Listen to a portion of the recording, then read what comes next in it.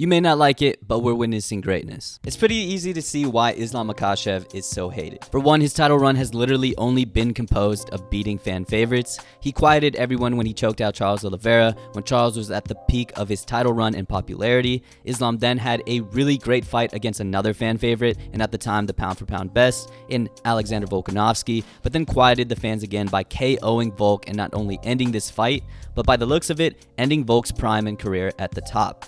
And of course, this past weekend, Islam battled all-time fan favorite Dustin Poirier and choked him out in the 5th and final round, possibly ending Dustin's career as well, squashing any chance of Dustin getting undisputed gold.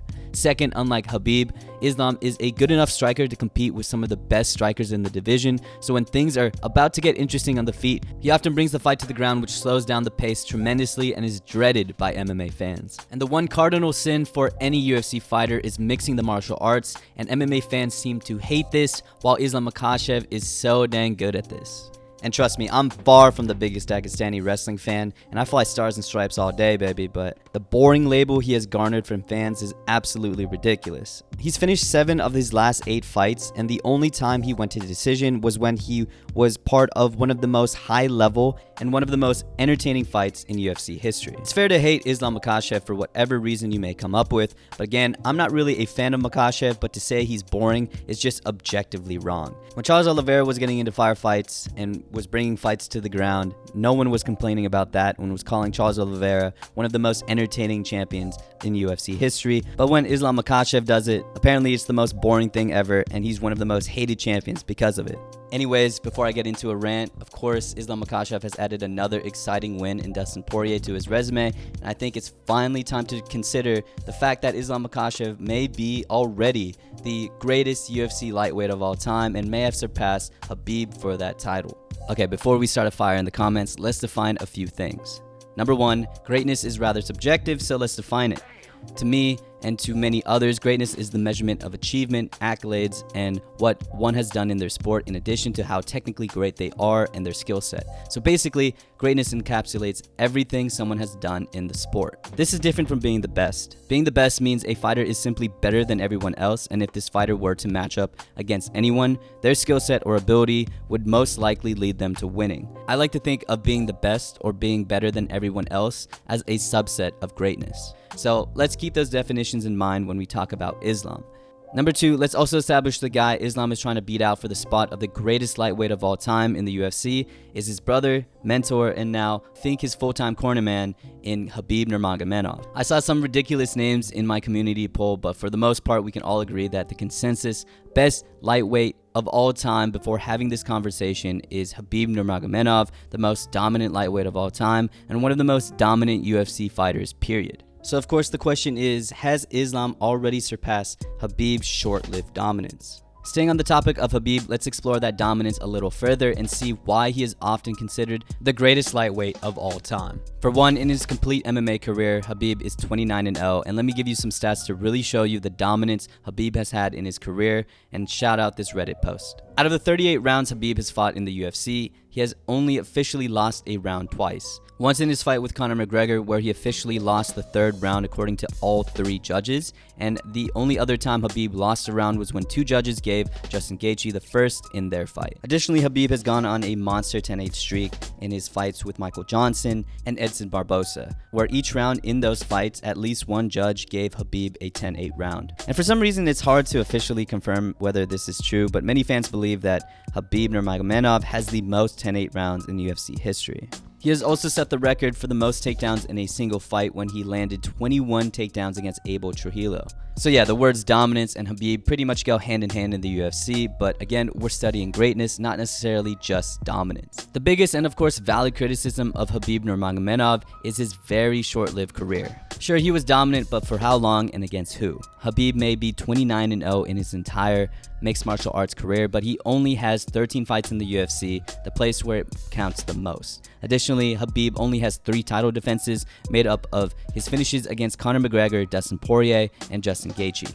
A truly dominant champion in this era really should have 5 title defenses, so for Khabib to only have 3 in comparison to the champs now is relatively small, and that doesn't even compare to the all-time greats fights of George St. Pierre, John Jones, Anderson Silva, and Mighty Mouse, who all have at least 3 times as many title defenses as Khabib.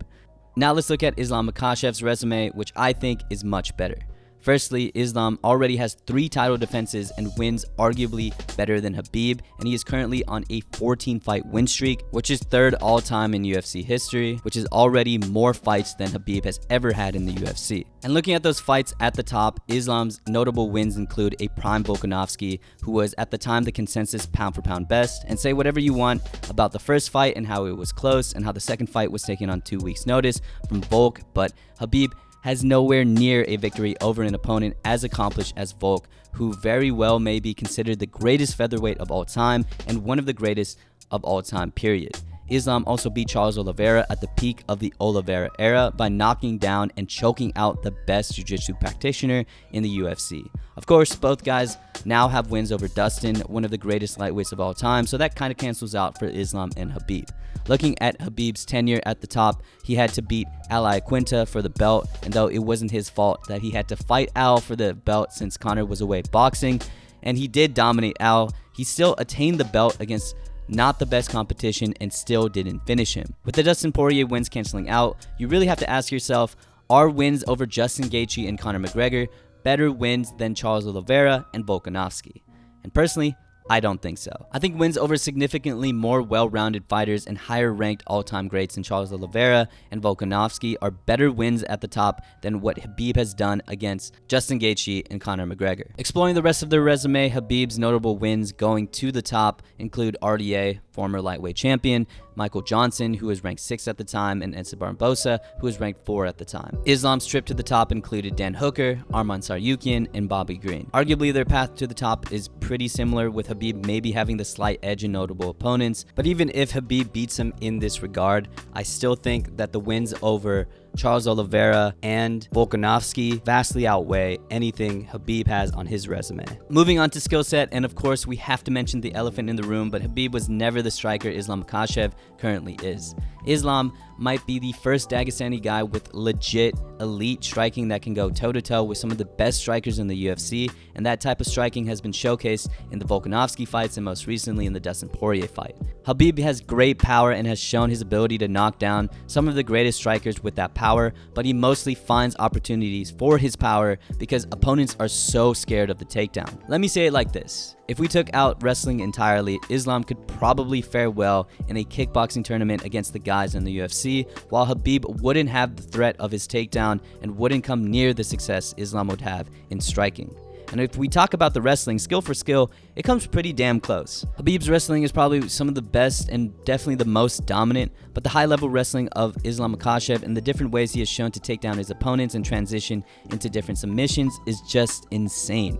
Khabib is much more effective at keeping guys down through his double legs, controlling his opponent's legs, and just keeping them there, but Islam can simply just do more. If Khabib's wrestling is 1A, Islam Makhachev's wrestling is definitely 1B. But the area Khabib clearly beats out Islam in the greatness argument is when we factor in his impact on the sport. Khabib has definitely had by far the most impactful and influential career when we compare the two. He was the first to bring the Dagestani style to new heights and put the Caucasus Mountains region on the map for fighting, to the point where all of these guys that look like this are considered Khabib clones. He was literally part of the biggest event in UFC history and is arguably part of the greatest rivalry of all time. The impact and influence he has had on the sport is something Islam could probably never come close to, but still, impact and influence is just one of the several factors that go into greatness. So when we look at all of the factors of greatness, we have Khabib Nurmagomedov probably beating Islam Makhachev in the dominance department. In terms of skill set and who's the better overall mixed martial artist, that obviously has to go to Islam.